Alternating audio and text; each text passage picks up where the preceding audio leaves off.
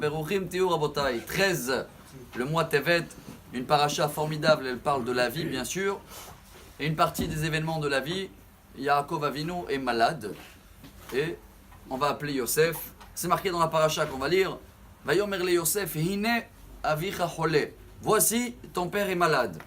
Ceux-là qui aiment les chiffres, c'est important pour le message d'aujourd'hui. Hine, c'est en valeur numérique 60. Dès que Yosef arrive, c'est marqué Vaïthazek Israël, Vayeshev alamita. Yaakov, Israël, il s'est reforcé et il a pu s'asseoir sur le lit.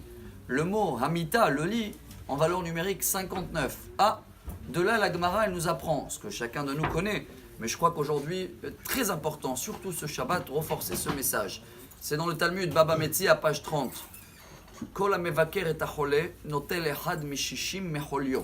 Chacun qui va visiter quelqu'un qui est malade, il enlève 1/60e de sa tristesse ou de ses douleurs ou de sa maladie. Car Yaakov avant il était sur 60 et après que Yosef il est venu, il a eu de la force, il est resté à 59. Vous inquiétez pas que la Gemara dit alors dans ce cas-là on arrive 60 d'un coup visiter le malade et il est guéri.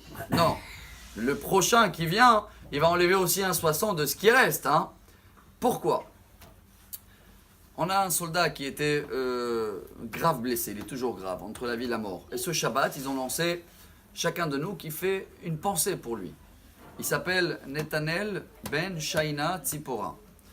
Comme on sait que chacun qui connaît quelqu'un autour de lui qui est malade, c'est très très bien. C'est la Gemara également qu'elle nous apprend ça, Nedarim, je crois, page 40, avec l'histoire de Rabbi Akiva, qu'il est parti visiter un élève à lui, il a vu toutes les fenêtres étaient fermées, le parterre était sale, il a tout nettoyé, et il a refait vivre son élève, et il a demandé à chacun de nous, voilà, même des gens qu'on ne connaît pas, mais surtout avec notre entourage, de pas seulement essayer d'aller visiter, il n'y a pas mieux, mais même un coup de fil, même une prière si on ne le connaît pas. Et dans ce cas-là, comment on fait dans la prière ? Pas besoin de dire de nom de famille. On dit son nom. Si on connaît le nom de la mère, il vaut mieux de commencer par la mère. Parce que le Zohar HaKadosh explique qu'elle a plus de mérite. Comme elle a moins de devoirs, donc automatiquement moins de péchés, il vaut mieux de citer le nom de la mère. Si on ne connaît pas le nom de la mère, on dit le nom du père. Si on ne connaît pas ni le père ni la mère, on peut dire Ben Hava. Hava, c'est la femme de Adam, c'est la maman de tout le monde. Mais dans ce cas-là, chers amis, on fait cette grande mitzvah, que la source, elle est dans la paracha de cette semaine, et que ça marche. Alors que chacun de nous commence en premier, en pensant ce Shabbat, sauf avec son entourage, la famille, quelqu'un qui a besoin de sa prière, à ce jeune soldat qui est en train de combattre sa vie.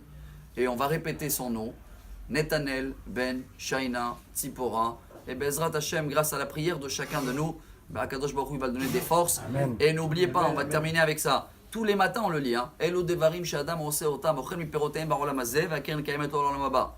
Bikur cholim, c'est une des seules mitzvot qui n'a pas qu'un salaire en haut après 120 ans. Akadosh Baruch Hu, il paye même dans ce monde-là. Alors voilà ce petit message qui fait partie de la vie et que Bezrat Hashem, nous tous, on va connaître dans notre vie que une bonne santé, un bon Shabbat et des bonnes nouvelles. Amar Rabbi Elazar, Amar Rabbi Hanina.